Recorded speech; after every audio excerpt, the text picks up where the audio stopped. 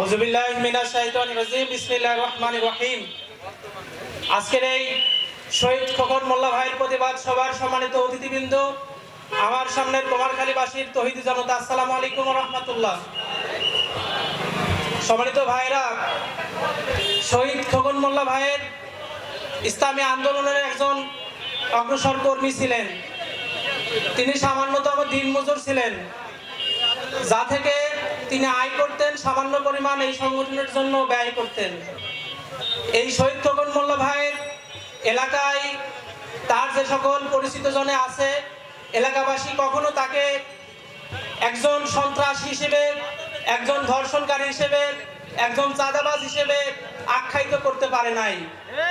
এর অন্যতম কারণ, বাংলাদেশ জামাত ইসলামের প্রতিটি নেতাকর্মী তারা সকলেই রোজগার করে নিজেদের সংসার এবং নিজেদের সংগঠন চালায়। কিন্তু আমরা ইতিমধ্যে লক্ষ্য করেছি 5 তারিখের পর থেকেই একটি দল যারা চাঁদাবাজি করে, যারা অন্যায় করে নিজেদের সংগঠন চালাচ্ছে, নিজেদের পরিবার চালাচ্ছে। আমি একটি কথা বলে শেষ করতে চাই, প্রিয় কুমারখালীবাসী, শুধু শহীদ খোকন মোল্লা ভাই না, যদি ইসলামের ডাক আসে আমরা পুরা কুমারখালীবাসী ইসলামের জন্য জীবন দিতে প্রস্তুত থাকবো ইনশাআল্লাহ।